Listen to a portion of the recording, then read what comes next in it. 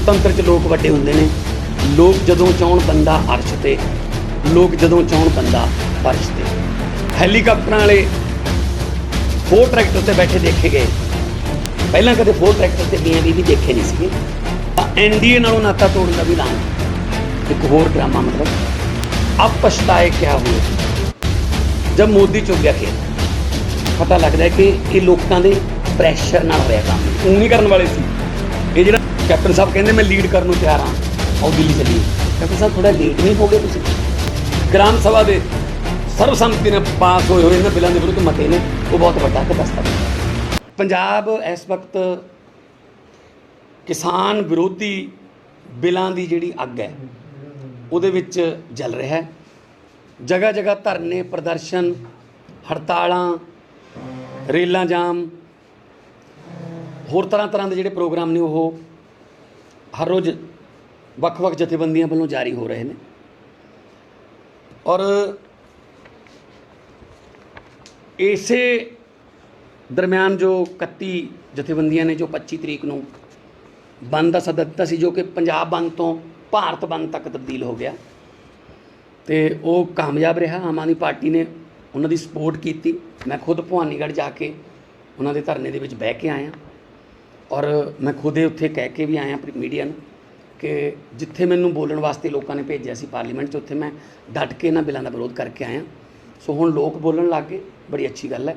लोगों को अपने हकों का पता लग गया कि किवें मंगी दे। सो बहुत सारा यूथ भी जिहड़ा उन्हां धरनिਆਂ 'च आया, जो कि एक चंगे संकेत ने। अकाली दल ने अस्तीफा देने तो बाद वजारत चों हरसिमरत कौर दा, उस तो बाद 25 तरीक को ही चक्का जाम रखा। मतलब किते ना किते जिहड़े जथेबंदियां दा जां आप मुहारे कहिए किसानां दा जिहड़ा संघर्ष है उन्होंने किते ना किते डीरेल करन दा जां उन्होंने उस संघर्ष नूं ठंडा पाउण दा, जदों ऑलरेडी प्रोग्राम दिता होया है जथेबंदियां ने, तो फिर तुसीं उस दिन चक्का जाम, नाले तो उन्होंने दा पंजाब बंद, उधरों चक्का जाम। तो शायद अकाली दल नूं चक्का जाम दे मतलब नहीं पता। चक्का जाम वाले दिन ट्रैक्टर मार्च कढ़ता उतों लंबी तो मैं पहला भी कहता रहा, हुण ये गल सच्ची साबित हो गई। अपने भाषण भी कहता रहा कि लोकतंत्र च लोग वड्डे हुंदे ने। लोग जदों चाहण बंदा अर्श ते, लोग जदों चाहण बंदा फर्श ते। हैलीकाप्टर वाले 4 ट्रैक्टर ते बैठे देखे गए, तो मैनू लोगों की शक्ति का जिहड़ा वो एहसास होया, सुखद एहसास होया कि ला ले थल्ले। पहलां कदे 4 ट्रैक्टर ते मियां बीवी देखे नहीं सीगे, सो हुण आए ने, ट्रैक्टरां ते आए ने। तो उत्थे ये कहना किते ना किते एक अंग्रेजी के चैनल नूं इंटरव्यू देंदे हुए कहा कि जिन्ने भी पंजाब दे विच धरने लग रहे हैं वो सारे अकाली दल दे ने। वो कहंदे जी असीं हुण ही पुछ के आए हाँ एक धरने ते, वो तो कहंदे सी किसान यूनीयन है, ये किसानां दी जथेबंदियां दे, ये कोई किसी सियासी पार्टी नाल लैण देना नहीं कहंदा। वो कहंदे साडे हुंदे ने सारे ये बस। सो किते ना किते उन्हां दे धरनिਆਂ नूं, उन्हां दे जिहड़े सच्चे संघर्ष नूं भी साबोटाज करन दी अकाली दल दी कोझी चाल है। तो कल रात क्योंकि प्रैशर बहुत ज़्यादा लोगों का वधिया होया सी, तो एनडीए नालों नाता तोड़न का भी ऐलान किया गया। एक होर ड्रामा, मतलब वो पंजाबी की कहावत है, वेले दे काम कवेले दियां टक्करां। हुण ये टक्करां मार रहे हैं, लोग इन्हां ते यकीन नहीं कर रहे, क्योंकि इस तो पहला भी इन्हां ने इस तरह के कई जिहड़े कुर्बानियां कह कह के जां असीं बस ठोकर मारती, असीं लत्त मारती उहदिआं नूं, इदां कह कह के पहलां भी कई बार लोगों नूं मूर्ख बनाया। लोग हुण इन्हां ते यकीन नहीं कर रहे। तो ये जिहड़ा कहंदे ये तोड़ विछोड़ा, मैं कल रात भी मैं ट्वीट भी किया सी कि अब पछताए क्या हुए जब मोदी चुग गया खेत। हुण जिहड़े खेत ने वो चिड़ियां ने नहीं चुगे, हुण मोदी ने चुगे ने। जे हुण बीजेपी भी, कल मैं उन्होंने एक जिहड़ा लीडर है उहदी मैं किसी नैशनल चैनल पर इंटरव्यू देख रहा सी, अनुराग ठाकुर, उन्होंने पूछा गया कि अकाली दल कहता भी असीं तां कैबिनेट दे विच भी हरसिमरत कौर ने विरोध किया सी, तो उन्हें कहा कि जे कैबिनेट दे विच विरोध किया सीगा उस वेले, तो फिर इस बिल दे पार्लीमेंट च आउण तक का इंतजार क्यों किया गया भी? ਫਿਰ ਉਹ ਕਹਿੰਦੇ ਸਾਰਾ ਟੱਬਰ ਲੱਗਿਆ ਰਿਹਾ ਸਮਝਾਉਣ ਕਿ ਇਹ ਤਾਂ ਬਿੱਲ ਬਹੁਤ ਵਧੀਆ ਨੇ। ਵੱਡੇ ਬਾਦਲ ਸਾਹਿਬ ਤੋਂ ਵੀ ਵੀਡੀਓ ਪਵਾਈ 10 ਦਿਨ ਪਹਿਲਾਂ, 1 ਜਾਂ 2 ਸਤੰਬਰ ਨੂੰ, ਪਾਰਲੀਮੈਂਟ ਤੋਂ 10 ਦਿਨ ਪਹਿਲਾਂ। ਸੋ ਜਿਹੜੀ ਉਹਨਾਂ ਦੀ ਵੀ ਰਹਿੰਦੀ ਖੁੰਦੀ ਥੋੜ੍ਹੀ ਬਹੁਤ ਕ੍ਰੈਡੀਬਿਲਿਟੀ ਸੀ ਉਹ ਵੀ ਖਤਮ ਕਰਾਤੀ। ਪ੍ਰਕਾਸ਼ ਸਿੰਘ ਬਾਦਲ ਇਹ ਕਹਿੰਦੇ ਰਹੇ, ਅਕਸਰ ਕਹਿੰਦੇ ਸੀ ਕਿ ਮੇਰੇ ਜਿਉਂਦੇ ਜੀ ਅਕਾਲੀ ਦਲ ਤੇ ਬੀਜੇਪੀ ਦਾ ਜਿਹੜਾ 9 ਮਾਸ ਦਾ ਰਿਸ਼ਤਾ ਹੈ ਇਹ ਟੁੱਟ ਨਹੀਂ ਸਕਦਾ। ਸੁਖਬੀਰ ਬਾਦਲ ਜੀ ਹੁਣੇ ਦੱਸ ਦੇਣ ਕਿ ਪ੍ਰਕਾਸ਼ ਸਿੰਘ ਬਾਦਲ ਦਾ ਕਿਉਂ ਬੁਢਾਪਾ ਰੋਲਿਆ। ਉਹਨਾਂ ਨੇ ਇਹਨਾਂ ਤੋਂ ਪ੍ਰੈਸ਼ਰ ਨਾਲ ਐਨਡੀਏ ਤੋਂ ਖਹਿੜਾ ਛੁਡਵਾਇਆ, ਕਿਉਂਕਿ ਜਿੰਨੀ ਖੁਸ਼ੀ ਬੀਜੇਪੀ ਨੇ ਮਨਾਈ ਹੈ ਇਹਨਾਂ ਦੇ ਵੱਖ ਹੋਣ ਦੀ, ਉੱਥੋਂ ਹੀ ਪਤਾ ਲੱਗ ਜਾਂਦਾ ਕਿ ਕਿੰਨੇ ਕੁ ਇਹ ਉਹਨਾਂ ਦੇ ਚਹੇਤੇ ਸੀ। ਦਿੱਲੀ ਪਹਿਲਾਂ ਇਹਨਾਂ ਨੂੰ ਜਵਾਬ ਦਿੱਤਾ ਕੋਈ ਵੀ ਸੀਟ ਦੇਣ ਤੋਂ, ਪਰ ਫਿਰ ਵੀ ਜਿਵੇਂ ਜਵਾਕ ਭੱਜ ਕੇ ਟਰਾਲੀ ਚੜ੍ਹਦੇ ਆ, ਮਤਲਬ ਭੱਜੀ ਹੋਈ ਟਰਾਲੀ 'ਚ ਫਿਰ ਚੜ੍ਹ ਕੇ ਕਹਿੰਦੇ ਕੋਈ ਨਹੀਂ ਅਸੀਂ ਤੁਹਾਡੇ ਨਾਲ ਹੀ ਹਾਂ। ਅਤੇ ਹੁਣ ਵੀ ਹਰਸਿਮਰਤ ਨੇ ਅਸਤੀਫਾ ਦਿੱਤਾ, ਰਾਤ ਨੂੰ 11:30 ਵਜੇ ਰਾਸ਼ਟਰਪਤੀ ਜੀ ਨੂੰ ਜਗਾ ਕੇ ਸਾਈਨ ਕਰਾਏ, ਕਿਤੇ ਸਵੇਰ ਨੂੰ ਮੁੱਕਰ ਨਾ ਜਾਣ, ਹੁਣੇ ਮਨਜ਼ੂਰ ਕਰੋ। ਅਤੇ ਅਗਲੇ ਦਿਨ ਹੀ ਉਹ ਜਿਹੜਾ ਇਹਨਾਂ ਦਾ ਜਿਹੜਾ ਮਿਰਚ ਮਸਾਲਿਆਂ ਵਾਲਾ ਦਾ ਜਿਹੜਾ ਮਹਿਕਮਾ ਸੀਗਾ ਫੂਡ ਪ੍ਰੋਸੈਸਿੰਗ ਦਾ, ਉਹ ਅਗਲੇ ਦਿਨ ਹੀ ਨਰਿੰਦਰ ਸਿੰਘ ਤੋਮਰ ਨੂੰ ਦੇਤਾ। ਇੰਨੇ ਜ਼ਿਆਦਾ ਕਾਲੇ ਸੀ ਉਹ ਵੀ, ਸ਼ੁਕਰ ਹੈ ਖਹਿੜਾ ਛੁੱਟਿਆ। ਅਤੇ ਪੰਜਾਬ ਦੇ ਵਿੱਚ ਵੀ ਬੀਜੇਪੀ ਨੇ ਖੁਸ਼ੀ ਮਨਾਈ ਹੈ। ਸੋ ਲੋਕਾਂ ਤੋਂ ਤਾਂ ਇਹਨਾਂ ਦਾ ਖਹਿੜਾ ਪਹਿਲੇ ਹੀ ਛੁੱਟ ਚੁੱਕਿਆ ਸੀ, ਲੋਕ ਤਾਂ ਪਹਿਲੇ ਇਹਨਾਂ ਨੂੰ ਤਲਾਂਜਲੀ ਦੇ ਗਏ ਸੀ। ਹੁਣ ਬੀਜੇਪੀ ਵੱਲੋਂ ਵੀ ਅਲੱਗ ਹੋ ਗਏ ਅਤੇ ਹੁਣ ਇਹਦਾ ਕੋਈ ਮੈਨੇ ਨਹੀਂ। ਜਦੋਂ ਬੇਲੀ ਇਸ ਲੈਵਲ 'ਤੇ ਇੱਕ ਲੈ ਗਏ। ਹੁਣ ਮੈਂ 24 ਜੂਨ ਨੂੰ ਆਲ ਪਾਰਟੀ ਮੀਟਿੰਗ ਹੋਈ ਸੀ, ਜਿਹਦੇ ਵਿੱਚ ਸੁਖਬੀਰ ਬਾਦਲ 5 ਜਾਣੇ ਸੀਗੇ, ਇਹ ਚੀਮਾ ਸਾਹਿਬ, ਚੰਦੂ ਮਾਜਰਾ, ਭੂੰਦੜ ਸਾਹਿਬ ਅਤੇ ਸੁਖਬੀਰ ਬਾਦਲ। ਮੈਂ ਆਮ ਆਦਮੀ ਪਾਰਟੀ ਵੱਲੋਂ ਸੀ, ਬੀਜੇਪੀ ਵੱਲੋਂ ਵੀ ਸੀ ਉਹਨਾਂ ਦੇ ਜਿਹੜੇ ਸ਼ਵੇਤ ਮਲਿਕ ਜੀ, ਅਤੇ ਕਾਮਰੇਡ ਪਾਰਟੀਆਂ ਵੀ ਸੀ, ਸਾਰੇ ਸੀ। ਤਾਂ ਮੈਂ 24 ਜੂਨ ਦਾ ਤੁਹਾਨੂੰ ਸੁਣਾ ਵੀ ਸਕਦਾ, ਮੇਰੇ ਕੋਲ ਪਿਆ ਉਹ, ਤੁਸੀਂ ਸੁਣਿਆ ਵੀ ਹੋਣਾ ਸ਼ਾਇਦ। ਮੈਂ 24 ਜੂਨ ਨੂੰ ਇਹ ਕਿਹਾ ਸੀਗਾ ਮੁੱਖ ਮੰਤਰੀ ਸਾਹਿਬ ਨੂੰ ਕਿ ਜੀ 2 ਮੰਡੀਆਂ ਲੱਗਣਗੀਆਂ। ਇੱਕ ਮੰਡੀ ਹੈ ਜਿੱਥੇ 8.5% ਟੈਕਸ ਹੈ, ਪੰਜਾਬ ਸਰਕਾਰ ਦੀ ਨੋਟੀਫਾਈਡ ਮੰਡੀ, ਜਿਹਦੇ 'ਚ 2.5% ਆੜਤ ਹੈ, 4% ਜਿਹੜਾ ਮੰਡੀ ਫੀਸ ਹੈ, ਅਤੇ ਹੋਰ ਪਾ ਕੇ 8.5% ਬਣਦਾ, ਜਿਹੜਾ ਕਿ ਬਾਇਰ ਦਿੰਦਾ ਹੈ, ਖਰੀਦਦਾਰ 'ਤੇ ਲੱਗਦਾ ਟੈਕਸ। ਇੱਕ ਮੰਡੀ ਉਹ ਲੱਗੂਗੀ ਜਿੱਥੇ ਕੋਈ ਟੈਕਸ ਨਹੀਂ ਹੈਗਾ ਬਾਇਰ 'ਤੇ, ਅਤੇ ਹੌਲੀ ਹੋ ਸਕਦਾ ਉਹ ਪਹਿਲਾਂ 100 ਰੁਪਈਆ 125 ਰੁਪਈਆ ਕੁਇੰਟਲ MSP ਤੋਂ ਜ਼ਿਆਦਾ ਦੇ ਦੇਣ। ਅਤੇ ਜਦੋਂ 100-125 ਰੁਪਈਆ ਜ਼ਿਆਦਾ ਦੇਣਗੇ, ਕਿਉਂਕਿ ਉਹਨਾਂ ਦੇ ਟੈਕਸ ਹੀ ਹੈ ਨਹੀਂ, ਤਾਂ ਫਿਰ ਜਿਹੜਾ ਛੋਟਾ ਆੜਤੀ ਹੈ ਉਹ ਹੌਲੀ ਹੌਲੀ ਉਹ ਕੰਪੀਟੀਸ਼ਨ 'ਚੋਂ ਬਾਹਰ ਹੋ ਜਾਊਗਾ, ਅਤੇ ਉਸ ਤੋਂ ਬਾਅਦ ਫਿਰ ਉਹ ਆਪਦੇ ਗਜਾਨਾ ਮਿਲਣਗੇ। ਇਹ ਮੇਰੀ 24 ਜੂਨ ਨੂੰ ਆਲ ਪਾਰਟੀ ਮੀਟਿੰਗ ਦੇ ਵਿੱਚ ਮੇਰਾ ਸਟੇਟਮੈਂਟ ਹੈ। ਅਤੇ ਮੈਂ ਕਿਹਾ ਜੀ ਫਿਰ ਜਿਵੇਂ ਜੀਓ ਦਾ ਸਿਮ ਹੈ, ਉਹਨਾਂ ਨੇ ਵੀ ਇਹੀ ਕਿਹਾ ਸੀ ਪਹਿਲਾਂ ਡਾਟਾ ਫਰੀ, ਫਿਰ ਜਦੋਂ ਆ ਗਏ ਸਾਰੇ ਫਿਰ ਕਹਿੰਦੇ ਆਓ ਇੰਨੇ ਪੈਸੇ। ਆਹੀ ਪਹਿਲਾਂ ਜਿਹੜੀ ਹੈ ਵੱਧ ਕੀਮਤ ਦੇਣ ਵਾਲੀ ਗੱਲ ਅਤੇ ਜੀਓ ਦੇ ਸਿਮ ਵਾਲੀ ਗੱਲ ਸੁਖਬੀਰ ਬਾਦਲ ਨੇ ਪਾਰਲੀਮੈਂਟ 'ਚ ਬੋਲੀ। ਹੁਣ ਮੈਂ ਜੂਨ 'ਚ ਕਹੀ ਜਾਂਦਾ ਸੀ ਮੈਂ ਉਹ ਨਾ, ਉਦੋਂ ਨਹੀਂ ਮੰਨੇ। ਅਤੇ ਹੁਣ ਫਿਰ ਕਹਿੰਦੇ ਵੀ ਤਾਂ ਪਹਿਲਾਂ ਕੀਮਤ ਜ਼ਿਆਦਾ ਦੇਣਗੇ, ਅਤੇ ਜੀਓ ਦੇ ਸਿਮ ਦੀ ਐਗਜ਼ਾਮਪਲ ਪਾਰਲੀਮੈਂਟ 'ਚ ਸੁਖਬੀਰ ਬਾਦਲ ਨੇ ਦਿੱਤੀ। ਸੋ ਇੱਥੋਂ ਇਹ ਪਤਾ ਲੱਗਦਾ ਕਿ ਇਹ ਲੋਕਾਂ ਦੇ ਪ੍ਰੈਸ਼ਰ ਨਾਲ ਹੋਇਆ ਕੰਮ। ਇਹ ਊਂ ਨਹੀਂ ਕਰਨ ਵਾਲੇ ਸੀ। ਇਹ ਜਿਹੜਾ 9 ਮਾਸ ਦਾ ਰਿਸ਼ਤਾ ਕਹਿੰਦੇ ਨਾ, ਇਹ ਜਿਹੜਾ 9 ਹੈ ਜਾਂ ਮਾਸ ਨਾਲ ਲੱਗ ਹੋਇਆ, ਇਹ ਕਿਸਾਨ ਜਥੇਬੰਦੀਆਂ ਅਤੇ ਆਮ ਲੋਕਾਂ ਦੇ ਪਲਾਸ ਨੇ ਖਿੱਚਿਆ 9। ਇਹ ਊਂ 9 ਇਹ ਅਲੱਗ ਹੋਣ ਵਾਲਾ ਨਹੀਂ ਸੀਗਾ, ਇਹ ਲੋਕਾਂ ਦੇ ਪ੍ਰੈਸ਼ਰ ਦਾ ਪਲਾਸ ਹੈ। ਸੋ ਇੱਕ ਤਾਂ ਇਹ ਗੱਲ। ਨੰਬਰ 2 'ਤੇ ਹਰ ਵਾਰ ਉਹ ਹਰੇਕ ਕਾਨੂੰਨ ਦਾ ਉਹ ਸਪੋਰਟ ਕਰਦੇ ਰਹੇ ਨੇ ਅਕਾਲੀ ਦਲ ਵਾਲੇ। GST ਸਾਰਾ ਮੁਲਕ ਵਿਰੋਧ ਕਰਦਾ ਸੀ, ਇਹ ਕਹਿੰਦੇ ਜੀ ਬਹੁਤ, ਇਹ ਤਾਂ ਕਮਾਲ ਦਾ ਫੈਸਲਾ ਲੈ ਲਿਆ ਮੋਦੀ ਜੀ। ਨੋਟਬੰਦੀ, ਸਾਰੇ ਲੋਕ ਜਦੋਂ ਲਾਈਨਾਂ 'ਚ ਲੱਗੇ ਖੜ੍ਹੇ ਸੀ ਤਾਂ ਅਕਾਲੀ ਦਲ ਕਹਿੰਦਾ ਸੀ ਜੀ ਬਹੁਤ ਵਧੀਆ ਫੈਸਲਾ ਲੈ ਲਿਆ ਜੀ ਮੋਦੀ ਜੀ ਨੇ। ਜ਼ਮੀਨ ਅਕਵਾਇਰ ਕਰਨ ਦਾ ਬਿੱਲ ਜਿਹੜਾ ਪਿਛਲੀ ਵਾਰ ਆਇਆ ਸੀਗਾ, ਉਸ ਵੇਲੇ ਵੋਟਿੰਗ ਹੋਈ ਸੀ, ਡਿਵੀਜ਼ਨ ਕਹਿੰਦੇ ਜਿਹਨੂੰ ਅਸਲ 'ਚ ਵੋਟਿੰਗ ਉਹਨੂੰ ਕਹਿੰਦੇ ਆ। ਉਸ ਵੇਲੇ ਵੀ ਅਸੀਂ ਕਹੇ 4 ਸੀਗੇ ਉਦੋਂ, ਚੰਦੂ ਮਾਜਰਾ, ਘੁਬਾਇਆ, ਬ੍ਰਹਮਪੁਰਾ ਅਤੇ ਹਰਸਿਮਰਤ ਕੌਰ। ਜਦੋਂ ਵੋਟਿੰਗ ਹੋਣ ਲੱਗੀ, ਕਿਉਂਕਿ ਵੋਟਿੰਗ ਵਾਸਤੇ ਗੈਲਰੀ ਵਗੈਰਾ ਖਾਲੀ ਕਰਾਉਣੀ ਪੈਂਦੀ, ਅੱਧਾ ਪੌਣਾ ਘੰਟਾ ਲੱਗ ਜਾਂਦਾ, ਤਾਂ ਉਦੋਂ ਅਸੀਂ ਕਿਹਾ ਸੀਗਾ, ਮੈਂ ਉਦੋਂ ਕਿਹਾ ਸੀਗਾ ਕਿ ਚੰਦੂ ਮਾਜਰਾ ਜੀ ਲੱਖਾਂ ਕਿਸਾਨਾਂ ਨੇ ਤੁਹਾਡੇ ਹੱਕ 'ਚ ਵੋਟਾਂ ਪਾਈਆਂ, ਅੱਜ ਤੁਹਾਡੀਆਂ 4 ਮੰਗਦੇ ਹੋ, ਅੱਜ ਤਾਂ 4 ਹੱਕ 'ਚ ਪਾ ਦਿਓ ਉਹਨਾਂ ਦੇ। ਉਦੋਂ ਵੀ ਇਹਨਾਂ ਨੇ ਜ਼ਮੀਨ ਅਕਵਾਇਰ ਦਾ ਬਿੱਲ ਜਿਹੜਾ ਬਾਅਦ ਦੇ ਵਿੱਚ ਰੋਕ ਦਿੱਤਾ ਗਿਆ ਵਿਰੋਧੀ ਪਾਰਟੀਆਂ ਦੇ ਪ੍ਰੈਸ਼ਰ ਕਰਕੇ, ਉਦੋਂ ਵੀ ਮਤਲਬ ਜ਼ਮੀਨ ਅਕਵਾਇਰ ਦਾ ਜਿਹੜਾ ਬਿੱਲ ਸੀਗਾ ਉਹਦੇ ਹੱਕ 'ਚ ਵੋਟ ਪਾਈ ਸੀ। ਸੋ ਅਚਾਨਕ ਇਹ ਪਤਾ ਨਹੀਂ ਕਿਵੇਂ ਕ੍ਰਾਂਤੀਕਾਰੀ ਹੋ ਗਏ, ਪਰ ਕੋਈ ਗੱਲ ਨਹੀਂ, ਜੋ ਇਹਨਾਂ ਦਾ ਉਹ ਤਾਂ ਲੋਕ ਇਹ 'ਤੇ ਯਕੀਨ ਨਹੀਂ ਕਰਦੇ। ਹੁਣ ਤਾਂ ਲੌਟ ਕੇ ਬੁੱਧੂ ਘਰ ਕੋ ਆਏ, ਉਹ ਵਾਲੀ ਗੱਲ ਹੋਈ ਹੈ। ਨੰਬਰ 2 'ਤੇ ਹੁਣ ਆ ਜਾਈਏ, ਜਿਹੜੀ ਕਾਂਗਰਸ ਕਰ ਰਹੀ ਹੈ ਕਿ ਅਸੀਂ ਵਿਰੋਧ ਕਰਾਂਗੇ। ਕੈਪਟਨ ਸਾਹਿਬ ਕਹਿੰਦੇ ਮੈਂ ਲੀਡ ਕਰਨ ਨੂੰ ਤਿਆਰ ਹਾਂ, ਆਓ ਦਿੱਲੀ ਚੱਲੀਏ। ਕੈਪਟਨ ਸਾਹਿਬ ਥੋੜ੍ਹਾ ਲੇਟ ਨਹੀਂ ਹੋ ਗਏ ਤੁਸੀਂ?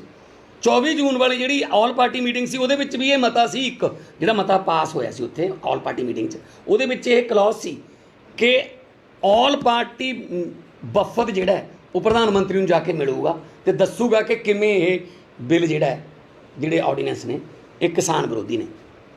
24 ਜੂਨ ਨੂੰ ਹੋਈ ਸੀ, ਜੁਲਾਈ, ਅਗਸਤ, 14 ਸਤੰਬਰ ਨੂੰ ਪਾਰਲੀਮੈਂਟ ਸ਼ੁਰੂ ਹੋਈ ਹੈ ਅਤੇ 2.5 ਮਹੀਨੇ ਉਹਨਾਂ ਨੇ ਕਦੇ ਵੀ ਐਫਰਟ ਨਹੀਂ ਕੀਤੀ ਕਿ ਸਾਨੂੰ ਕਿਤੇ ਇਕੱਠੇ ਹੋ ਕੇ ਆਪਾਂ ਚੱਲੀਏ ਦਿੱਲੀ। ਕਿ ਪ੍ਰਧਾਨ ਮੰਤਰੀ ਜਿਹੜੇ ਆ ਉਹ ਇੱਕ ਸਟੇਟ ਦੇ ਮੁੱਖ ਮੰਤਰੀ ਨੂੰ ਟਾਈਮ ਨਹੀਂ ਦਿੰਦੇ, ਦੇ ਸਕਦੇ ਸੀ, ਪਰ ਨਹੀਂ ਕੀਤਾ। ਫਿਰ ਉਦੋਂ ਪਿੱਛੇ ਚਲੇ ਜਾਂਦੇ ਹਾਂ, ਇੰਡੀਆ ਦੇ ਸਾਰੇ ਸੈਕਟਰੀ ਐਗਰੀਕਲਚਰ ਦੀ ਨੀਤੀ ਆਯੋਗ ਨੇ ਇੱਕ ਮੀਟਿੰਗ ਲਈ ਸਤੰਬਰ 'ਚ। ਉਦੋਂ ਸਾਡੇ ਜਿਹੜੇ ਖੇਤੀ ਦੇ ਸਕੱਤਰ ਸੀਗੇ ਕਾਹਨ ਸਿੰਘ ਪੰਨੂ ਜਦੋਂ ਦਿੱਲੀ ਗਏ, ਸਾਰਾ ਬਿੱਲ ਜਦੋਂ ਇਹ ਖਰੜੇ ਰੱਖੇ ਤਾਂ ਉਹਨਾਂ ਨੇ ਆ ਕੇ ਮੁੱਖ ਮੰਤਰੀ ਸਾਹਿਬ ਨੂੰ ਰਿਪੋਰਟ ਦਿੱਤੀ ਕਿ ਬਿੱਲ ਬਹੁਤ ਖਤਰਨਾਕ ਨੇ, ਪੰਜਾਬ ਦੇ ਕਿਸਾਨ ਦਾ ਲੱਕ ਤੋੜ ਦੇਣਗੇ। ਨਾਟ ਓਨਲੀ ਕਿਸਾਨ, ਇਹ ਸਾਰਾ ਢਾਂਚਾ ਹੀ ਜਿਹੜਾ ਮੰਡੀਕਰਨ ਦਾ ਜੇ ਉਹ ਸਭ ਫੇਲ ਹੋ ਜਾਊਗਾ। ਸੋ ਇਹ ਬਿੱਲ ਬਹੁਤ ਖਤਰਨਾਕ ਨੇ। ਆਹ ਰਿਪੋਰਟ ਹੈ ਜੀ। ਸਤੰਬਰ, ਅਕਤੂਬਰ, ਨਵੰਬਰ, ਦਸੰਬਰ, ਜਨਵਰੀ, ਫਰਵਰੀ, ਮਾਰਚ, 24 ਮਾਰਚ ਨੂੰ ਲੋਕਡਾਊਨ ਲਾਗੂ ਹੋਇਆ। 7.5 ਮਹੀਨੇ ਕੈਪਟਨ ਸਾਹਿਬ ਨੇ ਦੱਬੀ ਰੱਖੀ ਰਿਪੋਰਟ, ਕੋਈ ਐਕਸ਼ਨ ਨਹੀਂ ਲਿਆ। ਅਤੇ ਨਾ ਹੀ ਸਾਨੂੰ ਦੱਸਿਆ ਕਿਸੇ ਆਲ ਪਾਰਟੀ ਮੀਟਿੰਗ 'ਚ ਜਾਂ ਕਿਤੇ ਦੱਸ ਦਿੰਦੇ ਕਿਸੇ ਪਬਲਿਕ ਪਲੇਟਫਾਰਮ 'ਤੇ ਕਿ ਇੱਦਾਂ ਕਰਕੇ ਆ ਮੇਰੇ ਕੋਲ ਜਿਹੜੀ ਰਿਪੋਰਟ ਆਈ ਹੈ ਕਾਹਨ ਸਿੰਘ ਪੰਨੂ ਦੀ, ਨਹੀਂ ਦੱਸਿਆ। ਉਹ ਵੀ ਬਰਾਬਰ ਦੇ ਦੋਸ਼ੀ ਨੇ ਨਾਲ। ਫਿਰ ਕੀ ਹੈ, ਹੁਣ ਕਹਿ ਰਹੇ ਨੇ ਜੀ ਕਿ 2 ਮੀਟਿੰਗਾਂ ਜਿਹੜੀਆਂ ਹੋਈਆਂ ਸੀ, ਮਨਪ੍ਰੀਤ ਬਾਦਲ ਨੇ ਇੱਕ ਮੀਟਿੰਗ ਅਟੈਂਡ ਕੀਤੀ ਸੀ ਅਤੇ ਇੱਕ ਕੀਤੀ ਸੀ ਕੈਪਟਨ ਸਾਹਿਬ ਨੇ। ਅਤੇ ਮਨਪ੍ਰੀਤ ਬਾਦਲ ਵਾਲੀ ਮੀਟਿੰਗ ਨੂੰ ਤਾਂ ਕੈਪਟਨ ਸਾਹਿਬ ਨੇ ਕਹਿਤਾ ਜੀ ਮੈਨੂੰ ਤਾਂ ਉਹ ਪੁੱਛ ਕੇ ਵੀ ਨਹੀਂ ਗਿਆ ਸੀ, ਨਾ ਹੀ ਮੈਨੂੰ ਆ ਕੇ ਦੱਸਿਆ। ਮਤਲਬ ਕਿਹੋ ਜਿਹੀ ਗੱਲ ਹੈ, ਕਿੰਨੀ ਲਾਪਰਵਾਹ ਸਰਕਾਰ ਹੈ ਕਿ ਇੱਕ ਸਟੇਟ ਦੇ ਮੁਖੀ ਨੂੰ ਉਹਦਾ ਜਿਹੜਾ ਮਿਨਿਸਟਰ ਨਾ ਪੁੱਛ ਕੇ ਜਾਂਦਾ, ਨਾ ਆ ਕੇ ਦੱਸਦਾ। ਅਤੇ ਉਹਦੇ ਮਿੰਟਸ ਜਾਰੀ ਕਰ ਦੇਣ ਕਾਂਗਰਸ ਵਾਲੇ ਕਿ ਕਿੱਥੇ ਵਿਰੋਧ ਕੀਤਾ ਸੀ। ਅੱਜ ਸੁਖਬੀਰ ਕਹਿ ਰਿਹਾ ਕਿ ਜਿਸ ਵੇਲੇ ਬਿੱਲ ਆਇਆ ਸੀਗਾ ਇਹ ਕੈਬਨਿਟ 'ਚ ਆਰਡੀਨੈਂਸ, ਤਾਂ ਹਰਸਿਮਰਤ ਕੌਰ ਨੇ ਵਿਰੋਧ ਕੀਤਾ ਸੀ, ਉਹਦੇ ਮਿੰਟ ਜਾਰੀ ਕਰ ਦੇਣ ਕਿ ਕਿੱਥੇ ਕੀਤਾ ਸੀ, ਕੀ ਲਿਖਿਆ ਸੀ, ਸਾਰਾ ਰਿਕਾਰਡ 'ਤੇ ਜਾਂਦਾ ਹੁੰਦਾ। ਨਹੀਂ ਹੈਗਾ ਜੀ ਕੁਛ। ਹੁਣ ਸਿਰਫ ਅਤੇ ਸਿਰਫ ਇਹ ਲੋਕਾਂ ਦੇ ਸੰਘਰਸ਼ ਨੂੰ ਠੰਡਾ ਪਾਉਣ ਵਾਸਤੇ, ਇੱਧਰ ਉੱਧਰ ਧਿਆਨ ਭੜਕਾਉਣ ਵਾਸਤੇ ਕਰ ਰਹੇ। ਆ ਜਾਓ ਹੁਣ ਗੱਲ ਇਹਦਾ ਹੱਲ। ਚਲੋ ਇਹ ਤਾਂ ਜਿਹੇ ਜਿਹੇ ਹੈਗੇ ਨੇ, ਲੋਕਾਂ ਨੂੰ ਸਭ ਪਤਾ ਹੈ। ਗ੍ਰਾਮ ਸਭਾ ਦਾ ਜਿਹੜਾ ਮੇਰਾ ਕਨਸੈਪਟ, ਉਸ ਦਿਨ ਆਪਾਂ ਪ੍ਰੈਸ ਕਾਨਫਰੰਸ ਵੀ ਕੀਤੀ ਸੀ, ਉਹਦੇ ਵਾਸਤੇ ਮੇਰੇ ਕੋਲ ਸੈਂਕੜੀ ਕਾਲਾਂ ਆਈਆਂ ਨੇ ਅਤੇ ਲੋਕਾਂ ਨੂੰ ਅਸੀਂ ਦੱਸਿਆ ਕਿ ਪੰਚਾਇਤੀ ਰਾਜ ਐਕਟ ਜਿਹੜਾ 1994 ਦੇ ਅਧੀਨ ਗ੍ਰਾਮ ਸਭਾ ਬੁਲਾਓ।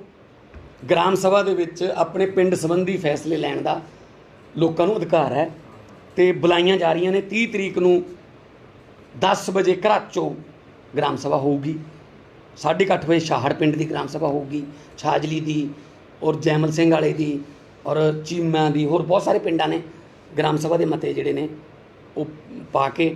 ਔਰ ਮੈਂ ਇੱਕ ਵਾਰੀ ਫੇਰ ਤੁਹਾਡੇ ਰਾਹੀਂ ਕਲੀਅਰ ਕਰਨੀ ਚਾਹੁੰਦਾ, ਬਹੁਤ ਸਾਰੇ ਸਰਪੰਚ ਮੇਰੇ ਕੋਲ ਆਪਦੇ ਲੈਟਰ ਪੈਡ 'ਤੇ ਮਤਾ ਪਾ ਕੇ ਭੇਜ ਰਹੇ ਨੇ।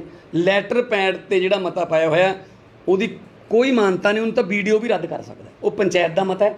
ਗ੍ਰਾਮ ਸਭਾ ਦਾ ਮਤਾ ਜਿਹੜਾ ਉਹ ਪੰਚਾਇਤ ਦੇ ਕਾਰਵਾਈ ਰਜਿਸਟਰ 'ਚ ਜਦੋਂ ਹੋਊਗਾ, ਜਦੋਂ ਲਿਖਿਆ ਜਾਊਗਾ, ਤਾਂ ਉਹ ਜਿਹੜਾ ਬਹੁਤ ਵੱਡਾ ਇੱਕ ਕਾਨੂੰਨੀ ਦਸਤਾਵੇਜ਼ ਬਣੂਗਾ।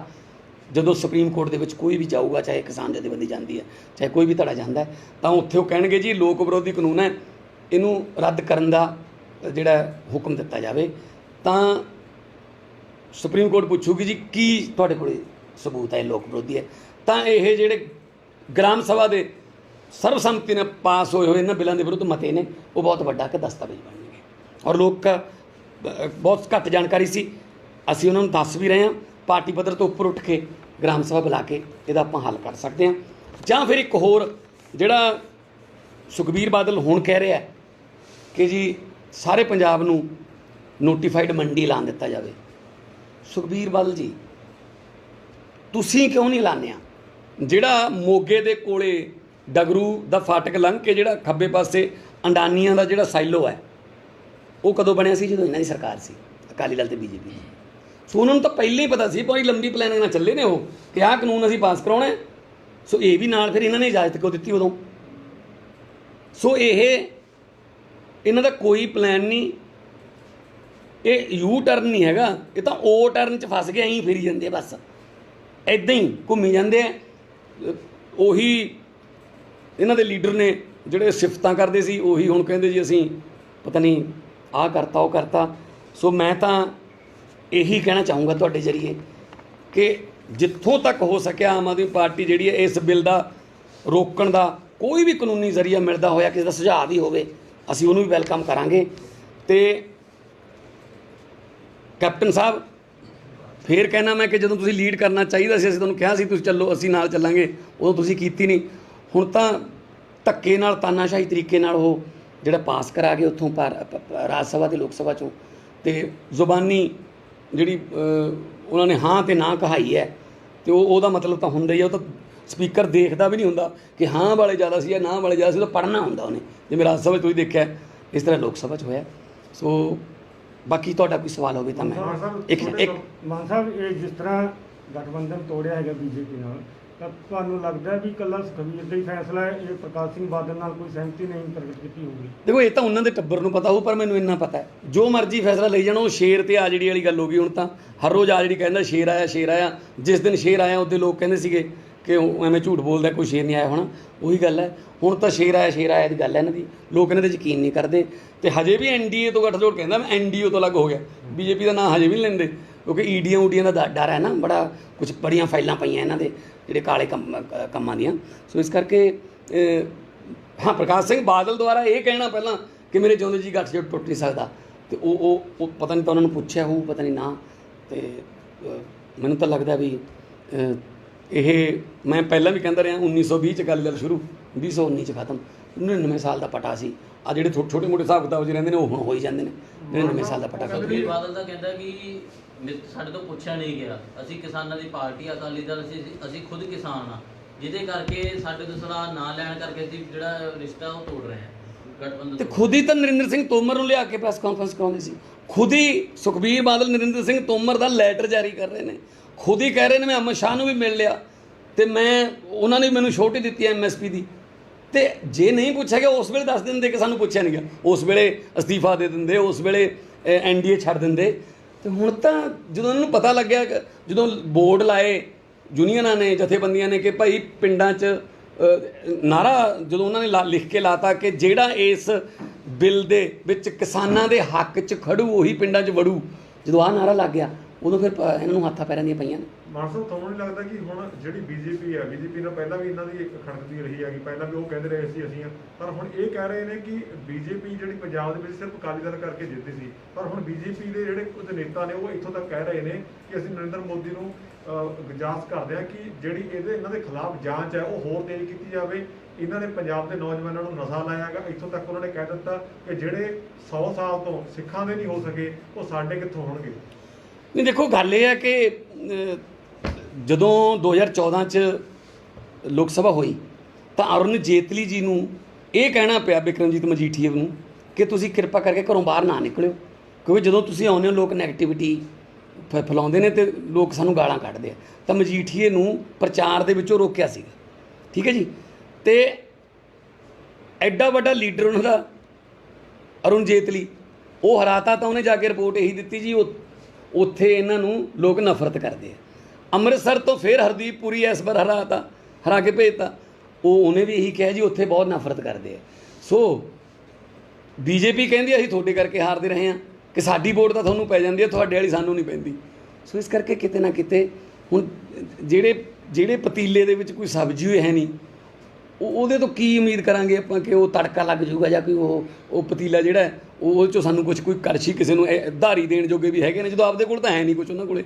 ਸੋ ਇਸ ਕਰਕੇ ਅਕਾਲੀ ਦਲ ਜਿਹੜਾ ਲੋਕਾਂ ਦੇ ਦਿਲਾਂ 'ਚੋਂ ਲੈ ਚੁੱਕਿਆ, ਚਾਹੇ ਉਹ ਗੁਰੂ ਸਾਹਿਬ ਦੀ ਬੇਅਦਬੀ ਕਰਕੇ, ਉਹਦੇ ਵਿੱਚ ਨਾ ਆਉਣ ਕਰਕੇ, ਉਸ ਤੋਂ ਬਾਅਦ ਕਿੰਨੇ ਹੀ ਹਜ਼ਾਰਾਂ ਜਿਹੜੇ ਨੌਜਵਾਨ ਨੇ ਇਹਨਾਂ ਦੇ ਰਾਜ ਦੌਰਾਨ ਨਸ਼ਿਆਂ ਦੇ ਟੀਕੇ ਲਾ ਕੇ ਜਾਂ ਓਵਰਡੋਜ਼ ਕਰਕੇ ਮਰੇ।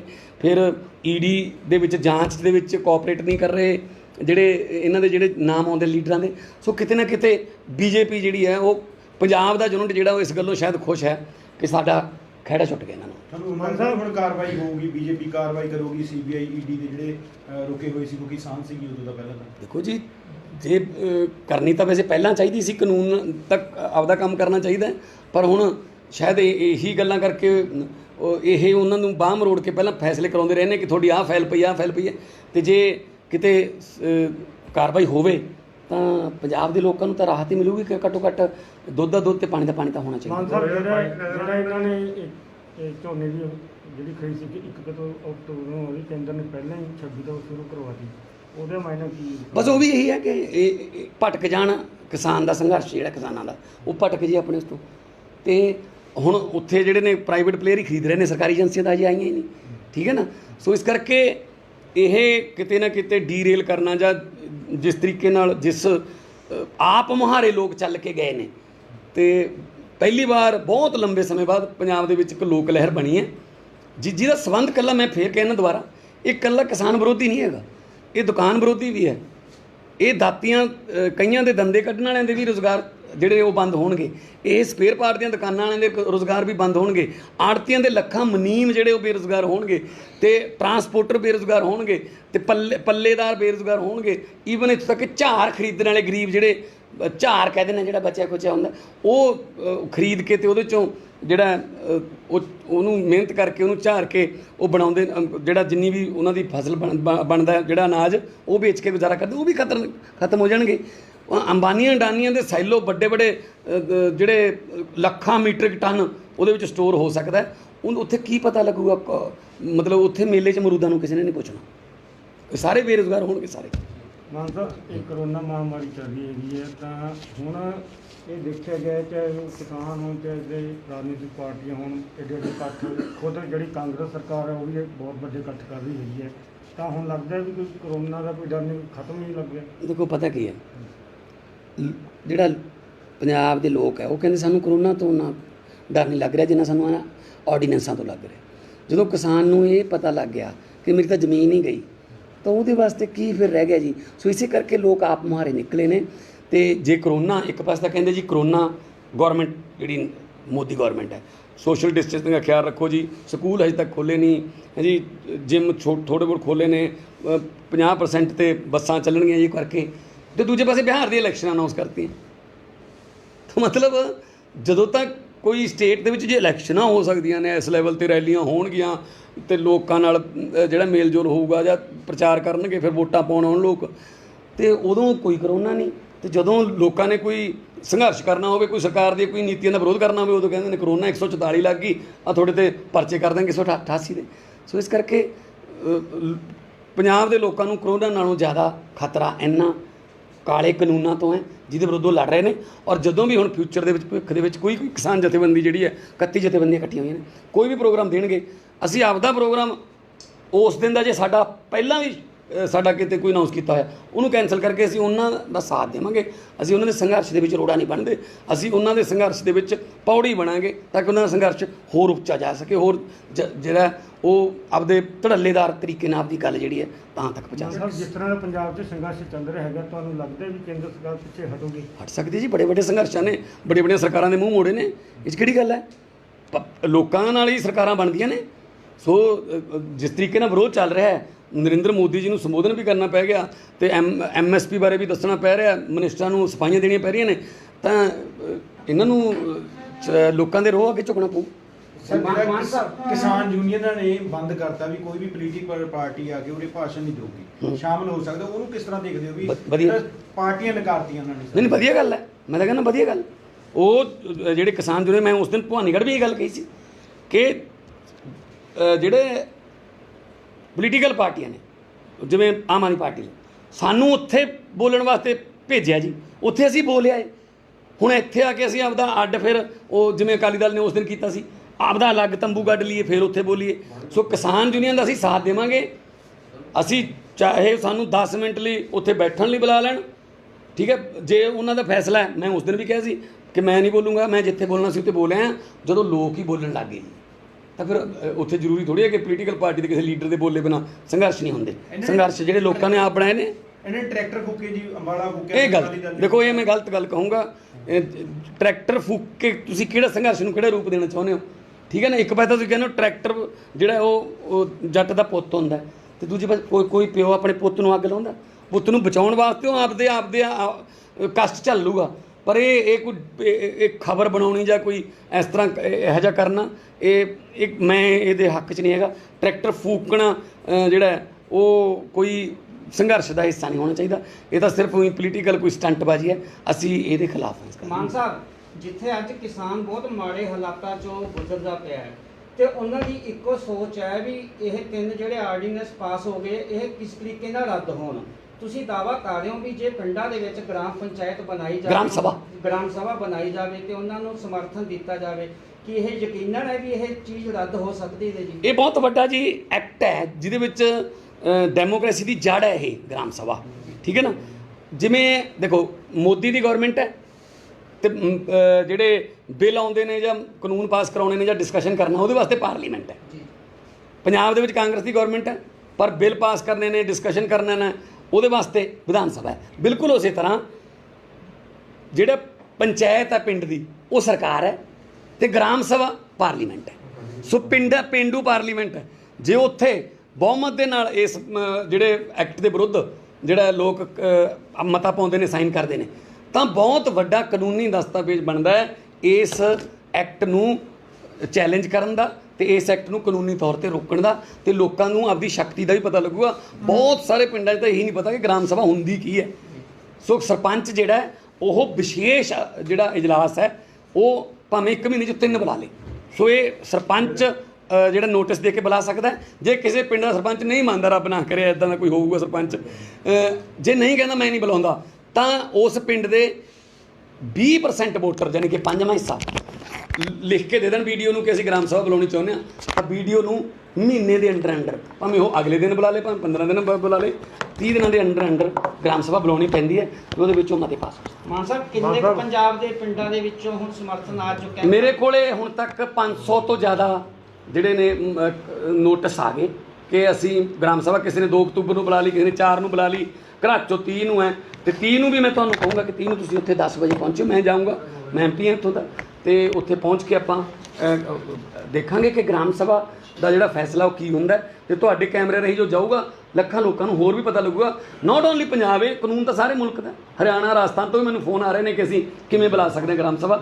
ਸੋ ਇਹ ਲੋਕਾਂ ਦੀ ਸ਼ਕਤੀ ਹੈ ਔਰ ਲੋਕ ਵਿਰੋਧੀ ਕਾਨੂੰਨਾਂ ਨੂੰ ਲੋਕਾਂ ਦੀ ਸ਼ਕਤੀ ਦੁਆਰਾ ही रोका जा सकता है। मान साहब, जो अकाली दल बीजेपी का गठबंधन टूटा है उस पर क्या कहना चाहेंगे आप?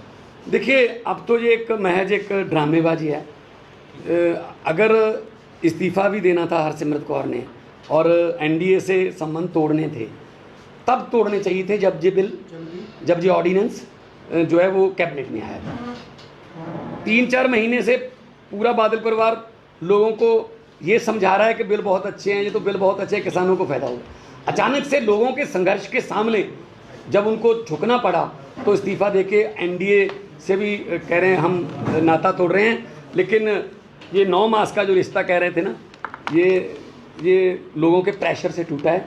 अब इसका कोई फ़ायदा नहीं क्योंकि लोग यकीन नहीं कर रहे। क्या 2022 की तैयारी में जुट गया था अकाली दल, इसलिए ऐसा करना पड़ा क्योंकि वो बोल रहे हैं कि 90% से ज़्यादा किसान उनके साथ हैं?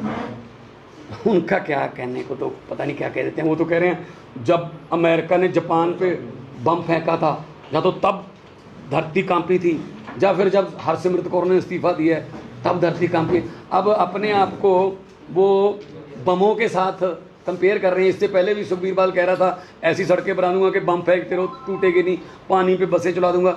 तो उनकी बातों पर लोग यकीन नहीं करते क्योंकि उन्होंने जितना मतलब जितना लोग किसानी का, पंजाब का और सिख धर्म का जितना नुकसान इन्होंने किया है बादल परिवार ने, उतना किसी ने नहीं किया। पंजाब में अब आम आदमी पार्टी का क्या स्टैंड रहेगा? जो किसान, हम तो पहले दिन से, अभी नहीं, जिस दिन ऑर्डिनेंस के बारे में बात चली थी तब से आज तक सड़कों पर, विधानसभा में, लोकसभा में जहाँ भी हमें मौका मिला हमने इस बिल का विरोध किया, डट के विरोध किया, करते रहेंगे जब तक इंसाफ नहीं मिलता, क्योंकि ज़मीन जो है वो किसान की माँ है और वो अपनी माँ को बचाने के लिए संघर्ष कर रहा है। पार्लियामेंट में भी मैंने बोला था ये कि जय जवान और जय किसान का नारा जो था वो अब मर किसान और मर जवान के नारे में तब्दील हो चुका है, क्योंकि जो फौजी जवान सरहदों पर हैं वो भी कहीं ना कहीं किसी न किसी तरीके से खेती से जुड़े हुए हैं। वहाँ बॉर्डर पे वो मर रहे हैं, यहाँ उनकी ज़मीन छीनी जा रही है। तो मतलब जय जवान और जय किसान की जगह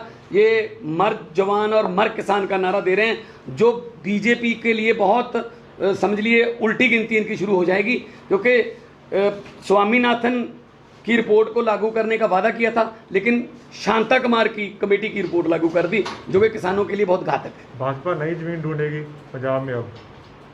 भाजपा तो पूरे पंजाब की ज़मीन छीन रही है, ज़मीन तो भाजपा से बचा रहे हैं, कहाँ ढूंढेंगे वो तो पूरे पंजाब की ज़मीन को छीनने का बिल लेके आ रहे हैं। इसीलिए उनको कोई पॉलिटिकल ज़मीन तो पहले भी नहीं थी उनके पास। अकाली दल भी मतलब अब 1920 में शुरू था, 2019 में ख़त्म हो गया। तो अब ये सिर्फ कहने की बातें हैं। अब पछताए क्या हुए जब मोदी चुग गया खेत।